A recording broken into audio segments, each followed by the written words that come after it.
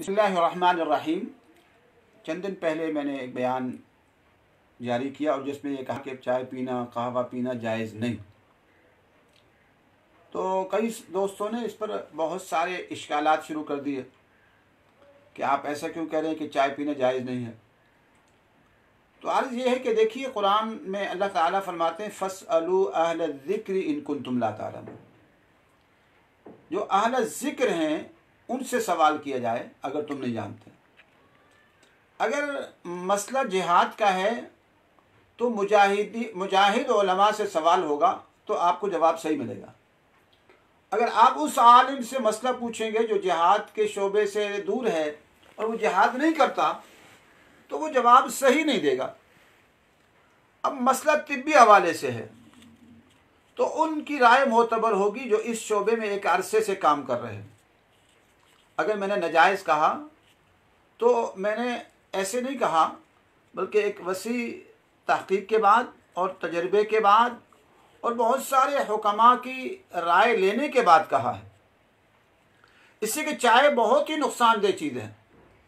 मैंने अपनी किताब में भी लिखा भी है इस पर कि पहली बात तो यह है कि चाय मैदे में जाकर तेज़ाबियत बनाती है और तेज़ाबियत से पेट खराब हो जाता है और बहुत सारे अमराज पैदा होते हैं। नंबर 2, आंतों में खुश्की पैदा करती है, आंतें खुश्क कर देती है, कब्ज़ हो जाती है और कब्ज़ उम्मुल अमराज। नंबर 3, सीने में जलन पैदा करती है, तो सीने में जलन तभी होगी जो नुकसानदेह चीज़ होगी। नंबर 4 यह है कि चाय पीने वालों के चेहरों पर ज़रा आप गौर किया करें, उनके चेहरे और जिस्म की रंगत काली होती है, वो काले नज़र आते हैं और जर्दी माइल नज़र आते हैं, उनके जिस्म जर्द होता है और फीका हो जाता है। और नंबर 5 यह है कि चाय पीने वालों का जिगर ख़राब हो जाता है और जिगर तो 500 किस्म के काम करता है इंसान के जिस्म के लिए, और जिगर ही ख़राब हो गया और फिर आगे यरकान बनता है इसी से जाकर।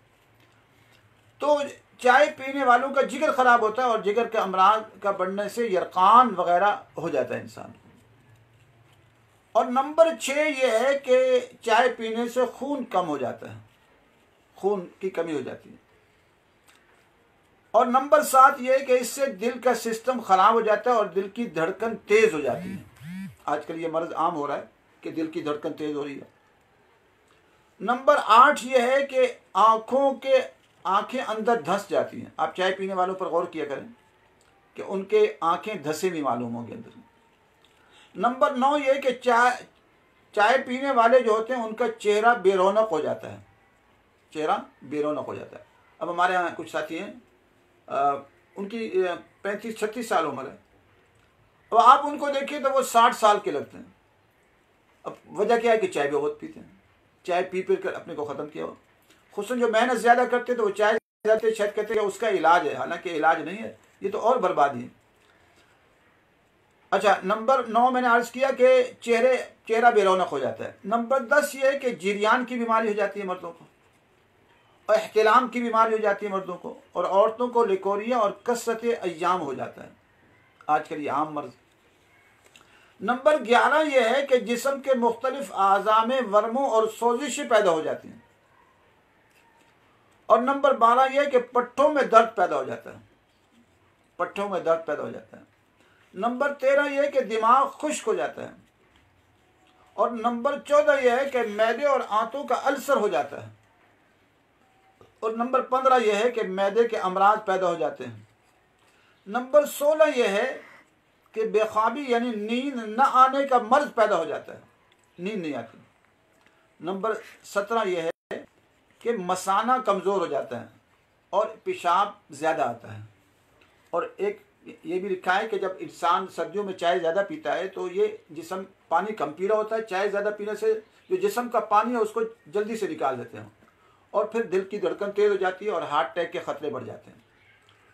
तो जो चीज़ इतनी नुकसानदेह हो, तो मैंने कुछ थोड़े से बयान किए, बड़ी तफसील की जाए तो और भी है। आज चेहरे देखें, जवानों के चेहरे, उनमें कोई ताजगी नज़र नहीं आती, हुस्न नज़र नहीं आता, तबाह कर दिया अपने को।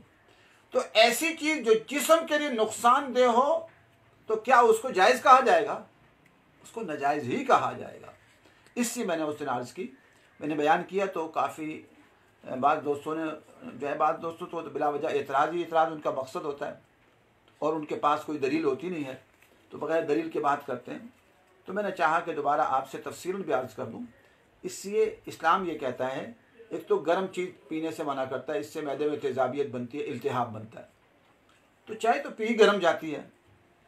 अब बात कहते हैं जी जिस्म को ताकत देनी, आप दूध पिए, उसके अंदर शहद डाल दें, दूध और खजूर का इस्तेमाल करें।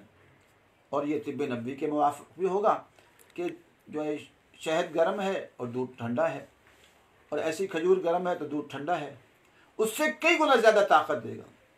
दही का इस्तेमाल करें। तो ये चीज़ें इंसान के लिए फ़ायदेमंद हैं। तो आहिस्ता आहिस्ता आदत बनाएं कि चाय को छोड़ें जो तबाह कुन असरात रखता है। अल्लाह ताला हम सबको दीन की समझ नसीब फरमाए। व आखिर दावाना अल्हम्दुलिल्लाहि रब्बिल आलमीन।